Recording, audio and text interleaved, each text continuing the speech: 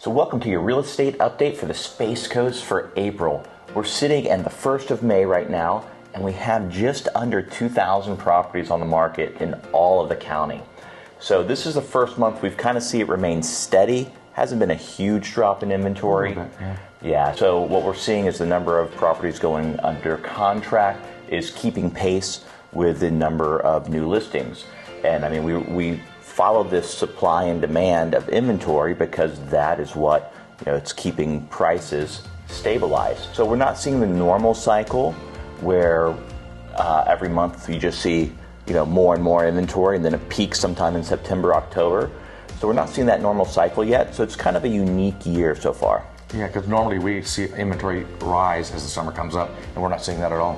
One of the main reasons sellers are staying is because their interest rates are 2, 3, some as high as 4, but low interest rates, so they're not moving. You just had that yesterday. You were talking to a seller, or a potential seller, has 2 properties, and he's like, I'm not getting rid of them. I have 2% interest rates. Yeah. But let's talk about the interest rates. So we saw interest rates, they dropped to the lowest point that they've been in 2 months in the middle of April. And then they rebounded back up to almost 6.5%. Yeah, so as you know, rates, that's what drives a lot of the buyer demand. And just in those 2 weeks, we saw mortgage applications increase, and then right whenever rates rose, down 10%. Again, exactly. Yeah. So while we're on the subject on interest rates, maybe you can provide a little bit of clarification on what the loan level pricing adjustment is happening now. It's the stuff that Biden and all the stuff that's in the news right now. Yeah, so media outlets, they've been politicizing this, going so far to say that the people with good credit are going to pay more than people with bad credit, and that's just essentially not true. And so, we've seen these fees in place ever since the Great Recession, ever since the mortgage crisis. These fees are for certain loan products, not all of them. So if you're like FHA, VA, first-time home buyer, or low income, you're not paying any of these fees. These fees are for people that are doing like second homes, cash out refi, and the LLPAs.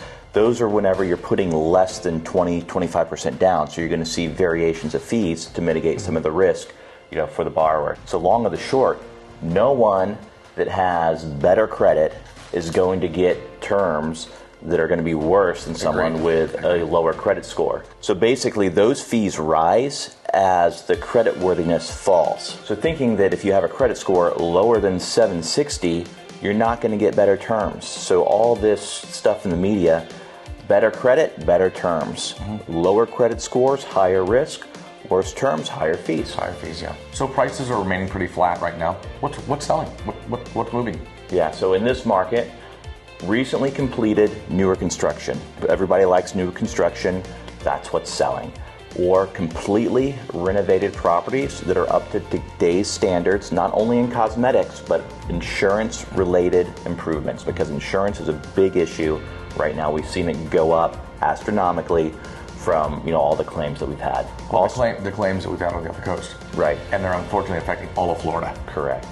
And then properties that are in highly desirable areas, think like riverfront, oceanfront, canal front, those are selling. But if your property isn't one of those that we just mentioned, you're probably going to need to price at or below perceived market value to sell, because people are already pricing in, the higher cost of insurance, the renovations that we need to do. So if your property is not highly renovated or new or on the river or the ocean, you're going to have to price a little bit more aggressively and with energy. Agreed. So, in closing, if you're a seller, pricing and marketing are still the 2 most important things. Yeah, if your property's priced and it's marketed properly, it should sell within 30 days. We're still seeing that. And buyers, we know it's tough. Interest rates are high.